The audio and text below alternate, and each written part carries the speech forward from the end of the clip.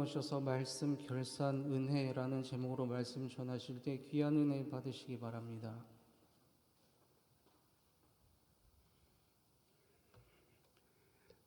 저는 엘피스 앙상블이 잘 안 부르는 찬양을 연주할 때도 좋고 익숙한 찬양 연주할 때도 참 은혜롭습니다. 은혜롭게 연주하면 앉아 계신 분들이 입을 달싹달싹 거리면서 가사를 읊조립니다. 오늘도 저도 그랬고 많은 분들이 그런 걸 봤습니다. 은혜 있게 연주한 엘피스 앙상블에게 박수로 격려 한번 하겠습니다. 잠시 기도하고 하나님 말씀 듣습니다. 은혜로우신 주님, 이 시간 말씀하여 주옵소서. 주의 말씀 들을 때 주의 영이 우리의 심령 속에서 약동하는 시간 되게 하여 주옵소서. 하늘의 은혜가 말씀 듣는 중에 경험되게 하여 주옵소서. 예수님 이름으로 기도합니다. 아멘. 앞에 강단의 십자가 보이십니까? 안 보이시면 병원 가셔야 됩니다. 잘 보이시죠? 십자가 모양만 이렇게 보고 있어도 우리에게 보여주는 게 있습니다. 쉽게는 작대기가 두 개처럼 보이죠. 이렇게 있고 이렇게 있고. 수직, 수평. 하나님과 우리와의 관계, 수직적 관계, 그리고 우리와 이웃들과의 관계, 수평적 관계. 그 관계를 우리에게 보여줍니다. 다 중요합니다. 어느 것 하나만 일그러져도 믿음 전체의 모습이 제대로 되지는 않습니다. 그러나 순서는 있습니다. 그 다음에 십자가를 보면서 그 수직적 관계에서 일어나는 일들을 우리가 생각하게 됩니다. 하나님은 우리에게 내려주시고 우리는 하나님께 올려드리고, 저를 따라서 하세요. 하나님은 내려주시고 우리는 올려드립니다. 이렇게 가로지른 막대기가 우리에게 그걸 보여줍니다. 그 다음에 수평적 관계는 그 안에 베풀미라고 해도 되고 나눔이라고 해도 되는 그러한 일들이 그 안에서 일어납니다. 베푼다. 이거 하나님은 베풀어 주시는 건 맞지만 우리가 어떻게 베풀겠어? 우리는 나누는 거지. 그렇게 말씀하시는 분이 있다면 그것도 나쁘지 않아요. 그래서 베품과 나눔에 대해서 우리는 십자가를 보면서도 알게 됩니다. 자, 그러면 수직적 관계, 수평적 관계, 내려주시고 올려드리고 베풀고 나누는 이런 모습들이 다 우리의 영적인 생활에 필요한데 어느 게 앞서는가라고 묻는다면 여러분들은 어떻게 대답하시겠습니까? 관계도 마찬가지입니다. 하나님과 우리와의 관계, 그 다음에 우리와 이웃과의 관계가 다 중요한데 어느 게 앞서는가? 여러분, 저는 중요성에 대해서 묻는 게 아니라 순서에 대해서 여러분들한테 묻고 있는 겁니다. 미국 메이저리그에 전설적인 타격 투수 코치가 있었습니다. 이분이 딱 손대면 타자의 타율이 확 올라가고 투수의 방어율이 그야말로 제대로 나옵니다. 보통 스타급 선수들도요 늘 잘하는 게 아닙니다. 세상에 타율이 한 3할 때 높게 이렇게 나오던 분들이 갑자기 2할 때로 뚝 떨어지고 타격이 감이 좋지 않은, 그러면 코치가 이렇게 보면 뭔가 흐트러졌다는 걸 알게 됩니다. 그럼 붙잡아 와가지고 내 앞에서 타격해봐 해서 치는 모습을 딱 보면요, 이게요 늘 사람이 똑같이 수천 번 수만 편 야구 공을 쳤다고 해서 똑같은 폼으로 할 수 있는 게 아니라 어느 순간에 흐트러지게 됩니다. 그걸 잡아주는 거예요. 그런데 아무튼 그 코치가 몇 마디 하고 나면 괜찮아지는 거예요. 그래서 기자가 워낙 유명한 사람이니까 붙잡고 물었어요. 당신은 도대체 어떻게 선수들한테 타격도 가르치고 투구도 가르치는데 그렇게 잘하냐 그랬더니 이분이 이렇게 대답을 하는 거예요. 저는 딱 한 가지만 가르칩니다. 그게 뭡니까? 저는 순서만 가르칩니다. 그렇게 얘기를 한 거예요. 순서만. 보통 팔에서 움직이면 팔만 가지고 가면 힘이 없습니다. 발바닥에서 땅을 탁 하고 밟는 그 지면 발력에서부터 허리, 그 다음에 어깨, 팔꿈치, 손목 이렇게 해서 골고루 쓰여야 타격이 제대로 일어나고 투구도 그렇게 일어나는 거예요. 그 순서를 제대로 일러주는 거예요. 여러분, 영적인 생활도 순서가 굉장히 중요합니다. 자, 저를 따라서 하세요. 순서가 중요합니다. 여러분, 바느질 할 때 필수적인 거 두 가지만 얘기해보세요. 뭐가 필요합니까? 바늘, 그리고 어느 것 하나가 없어도 바느질은 안 돼요. 그런데 뭐가 먼저 가든가요? 바늘과 실 중에 바늘이 먼저 가요. 그 순서는 어길 수 없어요. 영적인 것도 마찬가지. 다 중요한데 순서, 삶의 순서, 삶의 우선순위. 히브리서의 말씀은 교회가 위기, 어떤 위기가 있냐 그러면 이단의 위기, 박해의 위기에 있는 교회 공동체에게 어떻게 보면 기독교 2세대, 1세대는 네로가 로마 대화제 사건 이후에 기독교 1세대 지도자 200명을 처형했거든요. 그러니까 지도자들이 거의 씨가 말라서 몇 명 남아있지 않았을 때 어떻게 보면 1세대 마지막 남아있는 지도자들이 2세대의 기독교 2세대에게 권면의 말씀을 쓰는 거예요. 그때 이단 박해가 극심했거든요. 그런데 희한하게 히브리서도 그런 분위기에서 쓰였는데 천천히 읽어보면 뭐 별다른 이야기를 하는 게 아니고 하나님에 대해서 얘기하는 거예요. 하나님께서 우리에게 뭘 베풀어 주시는지에 대해서 그냥 조목조목 이야기하고 있어요. 여러분 왜 그런지 아세요? 그게 순서이기 때문에 그렇습니다. 우리가 하나님 앞에 올려드리는 부분이 중요하죠. 수평적 관계가 중요하죠. 그런데 그것보다 더 중요한 건 하나님은 우리에게 오셔서 뭘 하시는가, 여기에 대해서 분명하게 생각하면 우리의 신앙의 본질을 회복할 수 있습니다. 저는 히브리서 오늘 4장의 말씀을 따라서 하나님이 어떤 분이신가, 하나님은 우리에게 뭘 하시는지 가장 본질적인 거 세 가지를 여러분들과 나누고 싶습니다. 1번입니다. 같이 한번 읽어요. 시작. 살아있는 말씀의 하나님. 12절 말씀, 12절 한번 읽겠습니다. 시작. 하나님의 말씀은 살아있고 활력이 있어 좌우의 날선 어떤 검보다도 예리하여 혼과 영과 및 관절과 골수를 찔러 쪼개기까지 하며 또 마음의 생각과 뜻을 판단하나니. 아멘. 여기 보면 하나님의 말씀은 살아있다. 여러분 하나님이 죽어 계십니까? 살아 계십니까? 살아 계셔. 하나님이 살아있다는 것은 우리가 늘 받아들이고 고백하는 거예요. 그런데 오늘 이야기는 단순히 하나님이 살아있다 이런 뜻이 아니라, 자, 저를 따라서 하세요. 하나님의 말씀이 살아있습니다. 생생하다. 생생하다. 살아있다. 여러분 이게 무슨 뜻이겠습니까?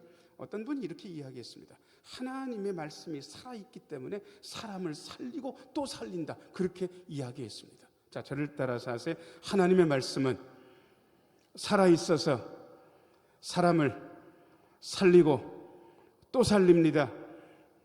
하나님의 말씀은 살아있어서 사람을 살립니다. 지금도 하나님의 말씀을 듣는 곳에 생명의 역사가 일어납니다. 살아나는 역사. 여러분 절망에 빠진 사람들은 절망 자체로 죽은 거예요. 움직이지 않아요. 절망이 있기 때문에. 그런데 하나님의 말씀이 임하고 나면 죽음의 역사가 아니라 생명의 역사, 절망의 역사가 아니라 소망의 역사가 일어나요. 하나님 말씀이 살아있고 그 살아있는 하나님의 말씀이 살리기 때문에 그렇습니다. 그 다음에 하나님의 말씀은 활력이 있습니다. 자, 저를 따라서 하세요. 활력이 있는 말씀. 이 말은 그 쉬운 성경이나 영어 성경에 보면 쉽게 돼 있더라고요. 하나님의 말씀은 파워풀하다, 강력하다. 자, 저를 따라서 하세요. 하나님의 말씀은 강력합니다.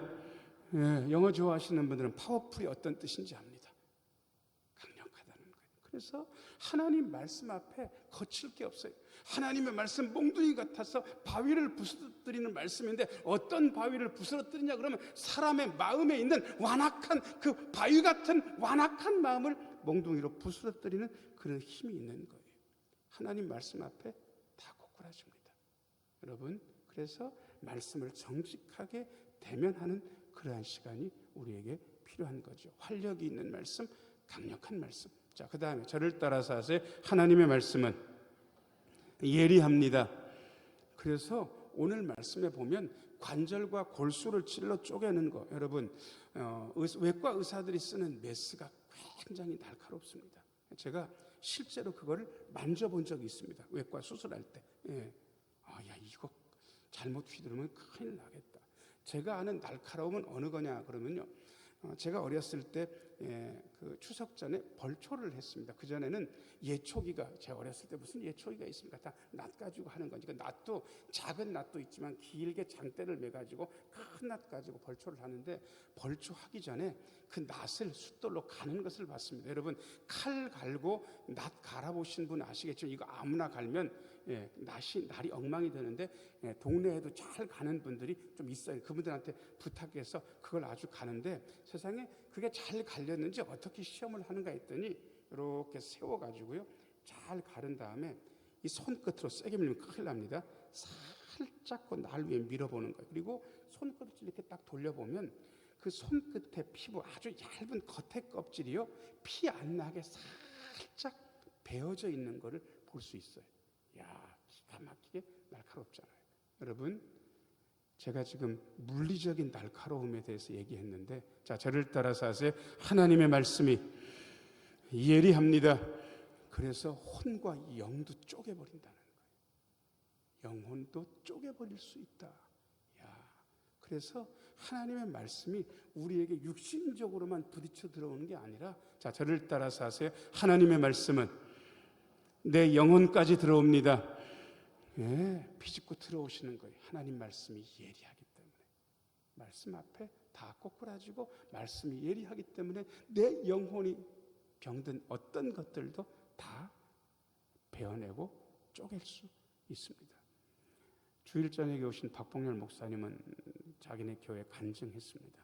하나님 말씀을 선포하면서 종양이 사라져버린 이야기, 관절과 골수를 찔러 쪼개는 하나님의 말씀의 능력에 대해서 그렇게 확신 있게 말씀했습니다. 자, 그 다음에 맨 밑에 두 줄 같이 한번 읽어보자. 시작. 마음의 생각과 뜻을 판단하나니. 여러분, 생각 뜻은 숨겨져 있기 때문에 판단할 수 없다고 하는데, 오늘 말씀은 달리 이야기합니다. 하나님의 말씀은 마음의 생각과 뜻을 판단한다. 조금 더 쉬운 말로 익스포즈, 드러낸다, 노출시킨다. 하나님의 말씀이 그 사람 마음속에 뭐가 도사리고 있는지 다 노출시킨다는 거예요. 여러분, 그래서 하나님 말씀 앞에서 숨길 게 없습니다. 하나님의 말씀이 다 드러내기 때문에. 하나님의 말씀은 살아있고, 하나님의 말씀은 활력이 있고, 하나님의 말씀은 예리하고, 하나님의 말씀은 마음의 생각과 뜻을 드러냅니다. 살아있는 말씀을 우리에게 주시는 살아계신 하나님. 자, 저를 따라서 하세요. 살아있는 말씀의 하나님. 예. 그 다음에 두 번째입니다. 두 번째, 같이 한번 읽어야 시작. 결산하시는 하나님. 13절 말씀. 13절 같이 한번 읽겠습니다. 시작.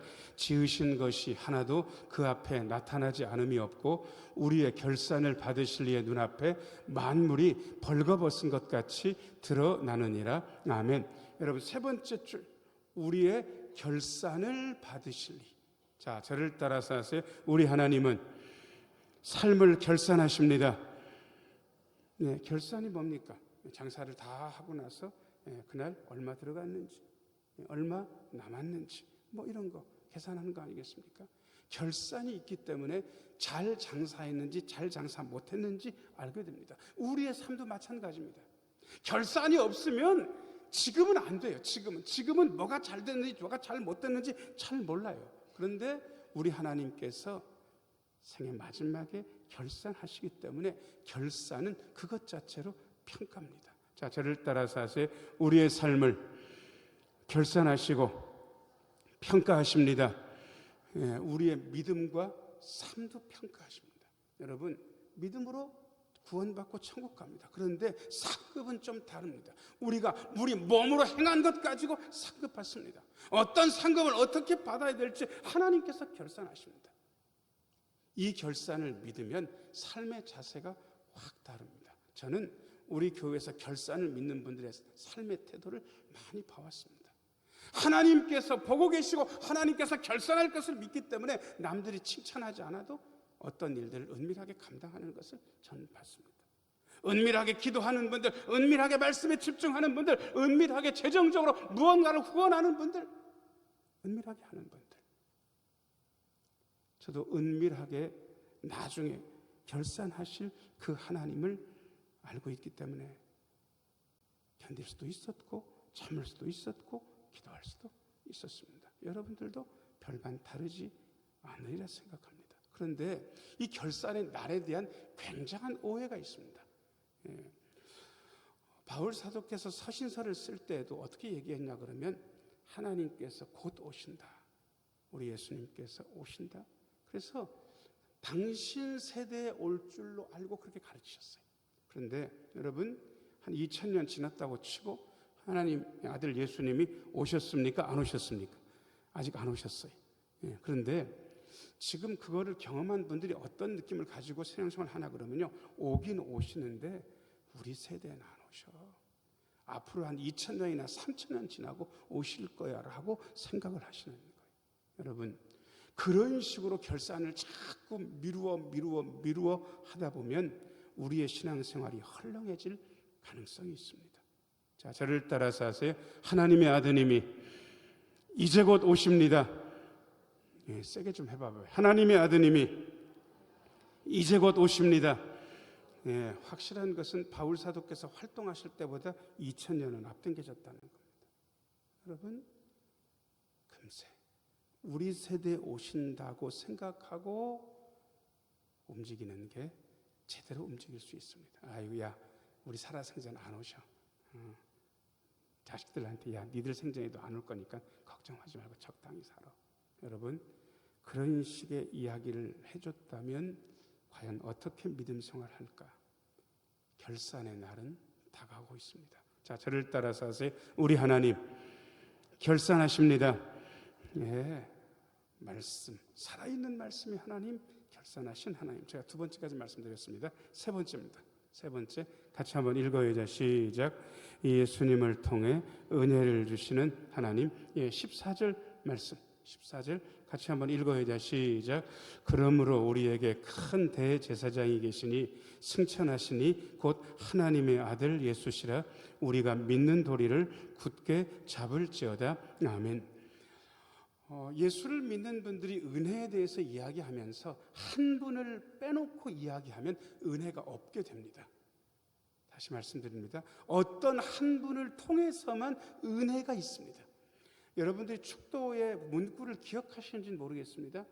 이제는 하나님의 사랑과 예수 그리스도의 뭡니까? 은혜. 왜 하나님은 사랑이고 예수 그리스도는 은혜인지 아세요? 하나님의 사랑이 우리에게 흘러 들어오는데 무엇을 통해서 흘러 들어오는가? 자, 저를 따라서 하세요. 하나님의 사랑은 예수님의 은혜를 통해 우리에게 흘러 들어옵니다. 그래서 어떤 분들은 이걸 이렇게도 얘기했습니다. 예수님 안에 있는가, 예수님 밖에 있는가?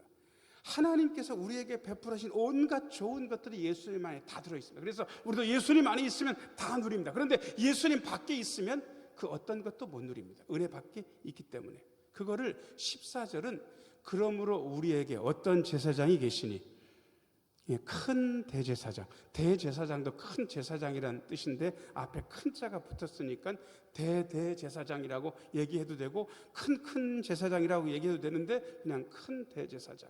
그런데 이분이 누구신가? 승천하신 분이다. 하나님의 아들 예수다. 자, 저를 따라서 하세요. 예수님은 제사장이십니다. 예수님의 삼중직에 대해서는 여러분들에게 여러 번 말씀드린 바 있습니다. 예수님은 우리의 왕, 예수님은 우리의 선지자, 예수님은 우리의 대제사장. 여러분, 그래서 예수님을 끝끝내 붙드는 것이 믿는 도리입니다. 다른 도리는 저는 아는 바가 없습니다. 밑에 두 줄 같이 한번 읽어야죠. 시작. 우리가 믿는 도리를 굳게 잡을지어다. 여러분, 조금 바꾼다면 우리가 믿는 예수님을 굳게 잡을지어다. 그렇게 바꿔도 충분하리라 생각됩니다. 그 대제사장이 어떤 분인지 우리에게 15절에 소개하고 있습니다. 예수님에 대해서 15절 같이 한번 읽어야죠. 시작.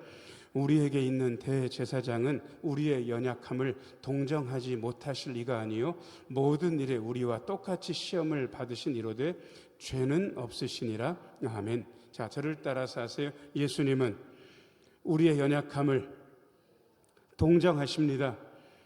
이 동정이란 말이 많이 오염됐습니다. 동정이란 말은 공감한다, 똑같은 마음을 느낀다, 좋은 말인데 드라마에서 보니까 야, 네가 나를 동정하냐? 내가 그렇게 불쌍하냐? 나 자존심 상한다 그러면서 막 화를 내고 싸우는 거를 드라마에서 본 적이 있어요. 동정이란 말이 오염돼서 그렇습니다. 오염된 동정이란 말 때문에 동정이란 말이 불편하시다면 자, 저를 따라서 하세요. 예수님은 우리의 연약함을 체휼하십니다. 체휼, 이게 몸에 새겨져서 네가 아프냐? 나도 아프다 식으로 긍휼히 여기는 걸 체휼이라 그렇게 이야기합니다. 뭐 긍휼이라고 해도 상관없습니다. 사랑이라고 바꿔도 별반 무리는 없습니다. 예수님이 우리를 사랑하시고 우리를 긍휼히 여기시고 우리를 체휼하시고 우리를 동정하십니다. 여러분, 그 예수님의 마음을 느끼면 되는데, 예수님께서 우리의 연약함을 동정하시는 이유는 우리가 다 죄인이기 때문에 다 연약함을 가지고 있다는 사실을 충분히 알고 계시기 때문입니다. 자, 옆에 계신 분 얼굴 한번 보시고 그분이 안 연약한지 연약한지 슬쩍 한번 보세요. 그리고 저 좀 보세요. 제가 물어볼게요. 여러분들이 말씀을 하시지 마시고 고개만 끄덕이세요. 여러분들이 보고 있는 그분이 안 연약해요? 연약해요? 아니, 말은 하지 말고. 아마 연약할 거예요. 목사님, 이 양반 건강해요? 아니, 제가 지금 몸에 대해서 이야기하는 게 아닙니다. 사람의 마음에 대해서 이야기하는 거예요. 여러분, 다 상처를 입고 상처받을 수 있는 연약한 분인 거예요. 여러분, 그 연약함에 대한 동정의 마음을 품는 게 우리가 해나가야 될 믿음의 방향입니다. 그래서 저는 요즘 들어서 굉장히 좋아하게 된 단어가 있습니다. 자, 저를 따라서 하세요. 토닥토닥, 쓰담쓰담. 이게 다 손으로 구현이 가능한 건데, 한번 여러분 가슴에다가 토닥토닥 한번 해보세요. 어떻게 하는 거예요? 그렇게 맞아요. 그 다음에 쓰담쓰담 한번 해보세요. 쓰담쓰담. 그런 거. 지금 그걸 여러분들이 손으로 구현했는데, 그거를 어떻게 구현하냐 그러면 여러분들의 말로 여러분 옆에 있는 연약한 분들에게 구현해 줄 수 있다고. 토닥토닥, 쓰담쓰담. 여러분들은 여러분의 마음에, 가슴에 손으로 했지만 우리는 우리의 눈빛으로, 우리의 말로 그렇게 해줄 수 있는 거예요. 예수님처럼. 예수님께서 우리의 연약함을 동정하시니까. 자, 그 다음에 네 번째 줄, 다섯 번째 줄 읽어요. 시작. 모든 일에 우리와 똑같이 시험을 받으시니로되. 시험, 시련을 당하셨어요. 어려움과 고통을 겪으셨어요. 예수님께서. 우리가 배고른 만큼 배고라 보셨고, 돈이 없어서 궁핍한 것을 이미 경험하셨고, 그래서 예수님의 아버지가 일찍 요셉이 돌아가셨다고 그러더라고요. 그래서 예수님께서 소년 가장으로 거의 청소년기를 집안의 모든 것들을 경험하면서 어렵사리 사셨대요. 여러분, 똑같이 시험을 받으셨어요. 그런데 우리랑 다른 거, 맨 밑에 같이 한번 읽어요. 시작. 죄는, 우리는 죄가 있잖아요. 그런데 예수님은 죄가 없으신 분으로서 모든 고통을 당하셨고, 그래서 우리를 긍휼히 여기시고 우리를 체휼하셔서 우리에게 토닥토닥 하시는 말씀, 쓰담쓰담 하시는 말씀도 많이 해주시는 거예요. 그런 은혜가 예수님을 통해서 우리에게 오는 것입니다. 자, 그런데 그럼 우리는 어떻게 하면 되는가? 16절 말씀. 16절 같이 한번 읽어요. 시작. 그러므로 우리는 긍휼하심을 받고 때를 따라 돕는 은혜를 얻기 위하여 은혜의 보좌 앞에 담대히 나아갈 것이니라. 아멘. 자, 우리가 긍휼하심을 받는다, 은혜를 얻는다. 자, 저를 따라서 하세요. 우리는 예수님을 통해 긍휼하심을 받습니다. 은혜를 얻습니다. 자, 그런데 그 은혜가 어떤 은혜인지 지금 여러분들이 보고 계신 16절 은혜 앞에 6글자를 여러분들이 읽어보셨으면 좋겠습니다. 어떤 은혜? 때를 따라 돕는 은혜. 여러분, 우리가 바닷가에 살기 때문에 하나님의 역사에 대해서 알아지는 게 있습니다. 여러분, 늘 썰물만 있습니까? 그건 아닙니까? 늘 밀물만 있습니까? 또 그건 아닙니까? 그건 아니에요. 이게 인생에 이렇게 대입해 보면 늘 돈이 벌리지는 않는다, 그 뜻입니다. 돈이 나갈 때도 있고 돈이 들어올 때도 있고 멈춰 있을 때도 있다, 그 뜻입니다. 늘 건강할 때만이냐? 그렇지 않습니다. 건강을 잃을 때도 있습니다. 하나님께서 우리에게 은혜를 주시는데 어떤 때는 재물의 은혜는 덜 주셔. 근데 어떤 때는 영적인 감동의 은혜를 더 많이 주실 때도 있고, 어떤 때는 영적인 감동은 잘 못 받는 것 같은데 하나님께서 재물의 은혜를 부어주실 때도 있어요. 자, 저를 따라서 하세요. 때를 따라. 옆에 있는 분 얼굴 보시고 눈에다 힘 빡 주시고 때를 따라 해보세요. 시작. 때를 따라. 때를 따라서 은혜를 주시니까 이번엔 이런 은혜, 저번엔 저런 은혜, 다음번에는 그런 은혜가 우리에게 있는 거예요. 그런데 여러분, 우리는 어떻게 하면 되는가? 16절 말씀. 은혜의 보좌 앞으로 담대히 나아가라고 되어 있는데, 때를 따라 돕는 은혜라는 말은 조금 어두운 말씀이 여기 들어가 있습니다. 자, 저를 따라 사세요. 은혜의 보좌가 심판의 보좌입니다. 예, 사랑의 하나님께서 은혜를 베푸십니다. 공의의 하나님께서 우리를 심판하십니다. 은혜의 보좌는 이제 곧 심판의 보좌로 바뀔 겁니다. 은혜 받을 만한 때에 은혜 받고 하나님께로 나아갑니다. 그런데 거기에서 제외되고 마음으로 그것을 거부한다면 그분에게 은혜의 보좌는 더 이상 은혜의 보좌가 아니라 심판의 보좌가 될 수도 있습니다. 그러나 제가 여러분들에게 말씀드립니다. 지금은 은혜 받을 만한 때고 지금은 은혜의 보좌입니다. 자, 밑에 두 줄 같이 한번 읽겠습니다. 시작. 은혜의 보좌 앞에 담대히 나아갈 것이니라. 사랑하는 여러분, 우리 하나님께서 살아있는 말씀을 통해서 우리에게 힘과 능력을 주십니다. 우리 하나님께서 결산하시면서 우리의 일거수일투족을 보고 계십니다. 우리 하나님께서 예수님을 통해 우리에게 은혜를 주십니다. 지금 1, 2, 3번 비춰져 있는데 세 가지 같이 한번 큰 소리로 읽겠습니다. 시작. 살아있는 말씀의 하나님, 결산하신 하나님, 은혜를 주신 하나님. 하나님께서 살아있는 말씀을 우리에게 주시고 하나님께서 결산하시고 하나님께서 예수 그리스도를 통해서 우리에게 은혜를 주십니다. 이것을 마음에 새기고 힘있게 믿음의 길로 나아가게 되시기를 예수님의 이름으로 축원합니다. 은혜로우신 아버지 하나님, 살아있는 말씀의 하나님, 결산하신 하나님, 은혜를 주신 하나님 마음에 모시고 힘있게 나아가게 하여 주옵소서. 예수님 이름으로 기도하옵나이다. 아멘. 310장 찬송